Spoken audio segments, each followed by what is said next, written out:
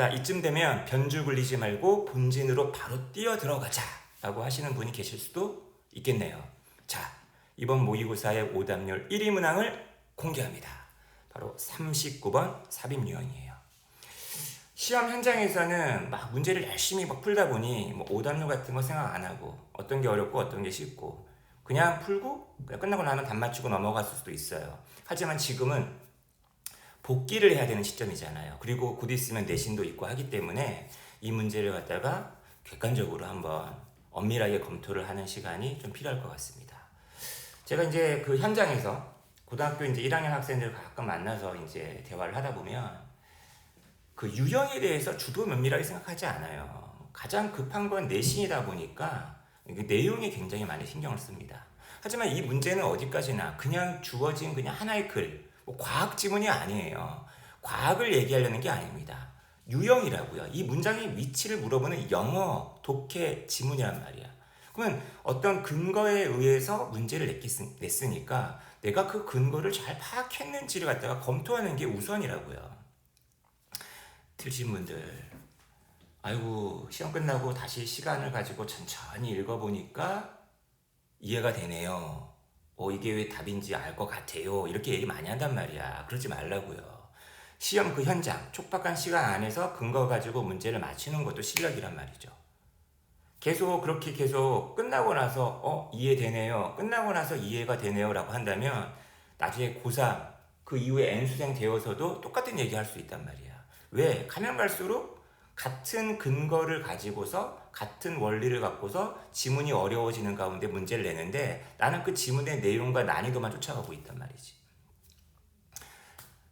3살 벌에 얻은 간다고요? 지금 확실하게 잡아두시고 설령 그냥 쓱 읽고 맞췄어. 맞히신 분이라 하더라도 이 문제를 왜 냈을까? 요런 근거에 함정이 있었기 때문에 이런 문제를 내고 나는 맞췄지만 얄미워라. 다른 친구들은 좀 많이 틀렸구나. 이게 1위 문항이니까 지문이 더 어려워진다면 같은 원리를 통해서 이렇게 또 문제를 내겠구나. 난 이렇게 대비를 해야겠구나. 라는 생각을 좀 하시기를 바라는 차원에서 제가 드리는 얘기예요. 알겠습니까? 자, 39번. 주어진 문장을 봤는데 무슨 얘기인지 잘 모를 수도 있어요. 우리가 뭐 과학에 문송입니다. 과학에 대해서 뭐 많이 아나. 하지만 제가 늘 얘기하지만 소재를 그 글 주어진 걸 해석하면서 소재를 제발 파악하고 앞의 내용, 뒤의 내용을 예측하라는 얘기를 되게 많이 했거든요. 지금 한번 이 글의 소재가 무엇이며 앞뒤가 무엇인지 한번 예측을 먼저 해보고 그리고 나서 여러분들이 이 지문에서 생각해 봤어야 했는데 놓칠 수도 있었을 것들을 제가 지적할 테니까 그것도 한번 여러분들이 좀 생각을 해보시기 바라겠어요. 일단 주어진 문장 한번 읽어볼게요. 우리가 필요로 하는 것은 믿을만하고 리프로듀스 할 수 있는, 여기서 리프로듀스란 말은 번식하다, 생식하다 이런 뜻이 아니라 한번 해봤더니 똑같이 할 수 있다. 이게 과학 용어잖아요. 그죠? 리프로듀스 할 수 있는 방법이다. 그러니까 일관성이 있는 방법이어야 된다는 얘기죠. 뭐 하는 데 있어서? 자, measuring, 측정하는 데 있어서 상대적인 뜨거움, 차가움, 물체들의 이것을 측정할 수 있는 믿을 만한 방법이래요. 신뢰할 만한 방법이래요. 뭐가 아니라, 뭐를 측정하는 게 아니라 지금 여기 나와 있는 얘랑 지금 얘를 지금 비교하고 있는 거 보이십니까? 에너지가 이전한다는 거야. 에너지가 옮겨간다는 거야. 그것의 어떤 비율, 레이트, 속도, 비율 이런 것이 아니라 상대적인 어떤 뜨거움, 차가움을 측정할 수 있는 방법이 필요합니다. 그러면 여러분 이 글에서는 가만히 보면 결국 소재는 좀 파악이 됐죠. 뭐 온도를 측정하는 방법에 대한 글이다. 근데 자꾸 우리는 얘한테 현혹이 된다. 얘가 아니라 얘가 중요하다. 근데 뭔가 우리가 필요로 한다는 얘기는 무언가 그전에는 없었다는 얘기잖아요. 없었으니까 자꾸 얘한테 속는다는 얘기 아니야. 그런 게 나와줘야겠죠. 문제 상황이 나와 있고 이게 해결책에 해당하는 내용이겠구나 라는 생각을 해줘야 됩니다. 자, 그리고 주어진 문장이 1번이건 2번이건 3번이건 4번이건 5번이건 들어갈 거예요. 물론 1번에 들어갈 가능성 좀 희박하고 5번에 들어갈 가능성이 희박합니다. 나중에 고3 N수생 되면 알아요. 지금 제가 무슨 얘기 하는지. 고1 때는 몰라요. 근데 내가 심지어 N수생한테도 문제 풀다가 1번이 답일 것 같으면 그냥 과감하게 질러라 이런 얘기 많이 하거든요. 타협하지 말아라 이런 얘기 많이 해요. 1번이 답이었던 적은 수능에 없어요. 하지만 가끔 평가와 어쩌다 한 번 있었고요. 그죠? 그 다음에 모의고사 가끔 있는데 질러라. 근데 저도 이제 그 학생들의 어떤 불안한 마음을 알죠. 5번? 질러라. 5번이 답이라고 한다면. 왜 자꾸 2, 3, 4, 특히 3, 4에서 타협을 하려고 하느냐. 굉장히 그런 얘기 되게 많이 하는데 이 문제도 약간 그런 것이 작용을 해서 오답률이 높지 않았나라는 생각을 해봅니다. 자, 그것도 하나 있고요. 자, 요거 한번 잠깐 볼까요? 답이 만약에 3번이에요. 그러면은 1번 앞뒤가 쫀쫀하겠죠. 2번 앞뒤가 쫀쫀하겠죠. 3번 앞뒤가 쫀쫀하지 않겠죠. 4번 앞뒤가 쫀쫀하겠죠. 5번 앞뒤가 쫀쫀하겠죠. 그럼 여러분 평상시 글을 읽을 때 그 쫀쫀함을 생각하면서 읽냐는 거야. 요거 느끼면서 읽었냐고요. 요거 느끼면서 읽었냐고요.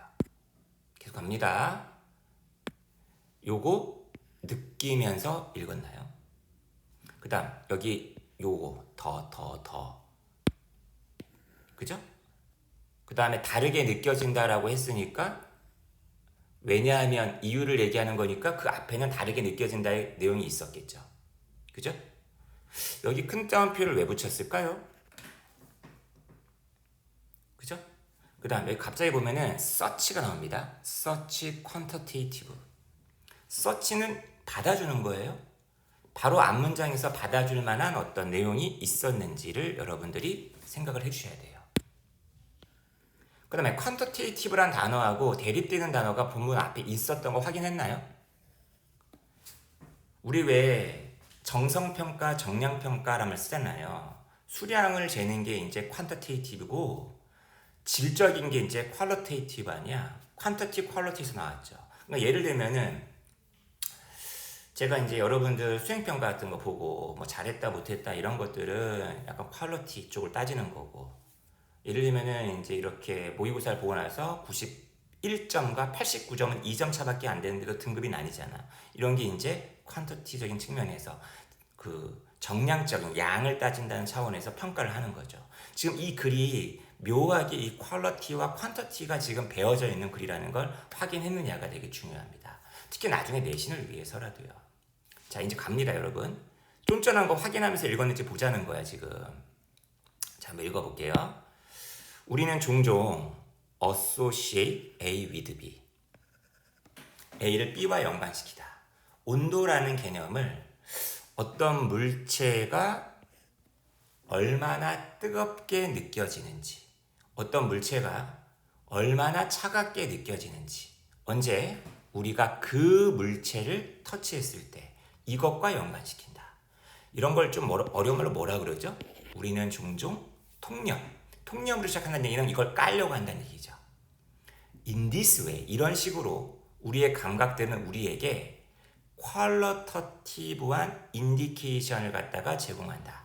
여러분, 느껴지는 거 있죠? 느껴지는 거. 느껴진다라는 거는 퀄리티티브한 어떤 정량적인 게 아니라 수량을 재는 게 아니라 느낌이잖아요. 질적인 거잖아요.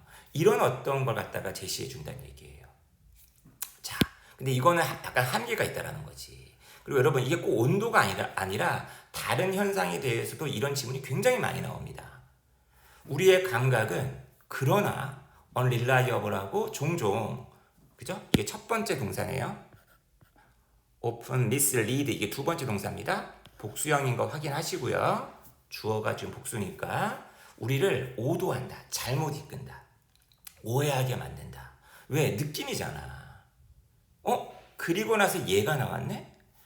여러분이 만약 이 얘가 바로 앞문장에 대한 얘라고 한다면 어떤 뒤에 내용이 얘가 나와야 되겠어요? 예측하면서 읽기도 한번 해보세요. 우리의 감각이 우리를 약간 속이는, 정확하지 않은, 신뢰할 수 없는 그런 얘가 나와야겠죠. 만약 여러분이 맨발로 서 있는 거야. 근데 소위 말하는 약간 위드 분사 구문 약간 스타일이네요. 그죠? 다리 하나, 발 하나는 카페트 위에. 디아더. 두 개가 있을 때 하나는 원, 나머지 하나는 디아더입니다. 얘는 타일 플로어, 타일이 깔려있는 바닥 위에다가 놓고서 맨발로 서 있어요. 자, 경험해봤잖아. 카페트가 따뜻하고 그 다음에 타일 쪽이 당연히 차갑겠죠. 당연히 타일이 더 차갑게, 카펫보다 더 차갑게 느껴진다는 거야. 그러면서 이 사람이 정말 강조하는 내용이 이탈릭으로 눕혀져 있잖아. 이게 중요한 거야. 이분도 비록 그 두 가지가 똑같은 온도에 있음에도 불구하고 둘 다 온도가 똑같은데 느낌이 다르다는 거죠. 이거는 정말 객관적인 어떤 게 아니네. 느낌이라는 게. 그 두 개의 물체는 다르게 느껴지더라. 어머, 계속 잡아주고 있네요. 카펫, 타일.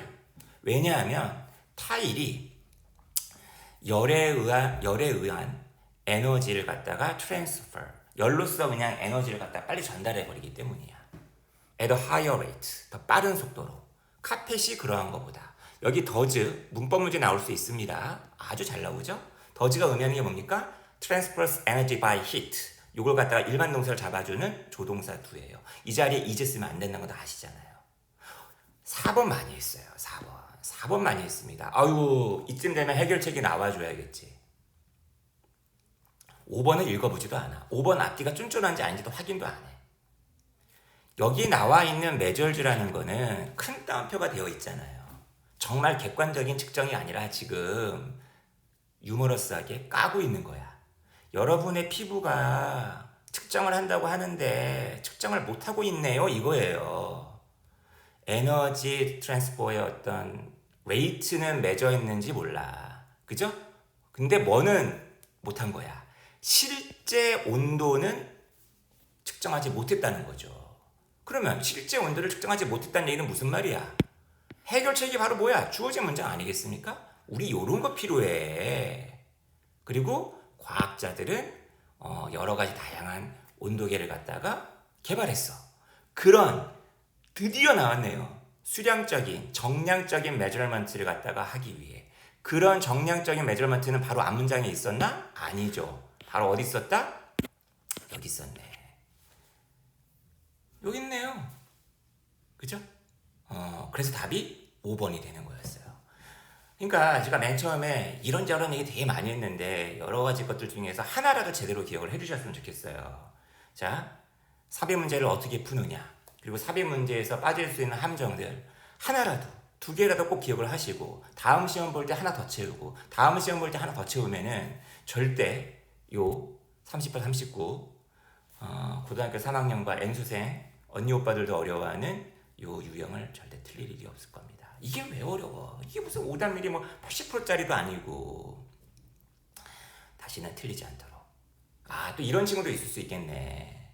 제가 가르치는 아이들 상당수가 그랬는데 7페이지, 8페이지를 거의 찍었더만 시간이 없어가지고.